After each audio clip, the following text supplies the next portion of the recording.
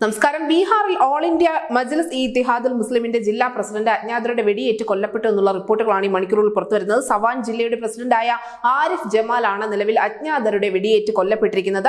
അസദുദ്ദീൻ ഒവൈസിയുടെ അടുത്ത അനുയായി കൂടിയാണ് ഈ കൊല്ലപ്പെട്ടിരിക്കുന്ന ആരിഫ് ജമാൽ എന്ന വ്യക്തി.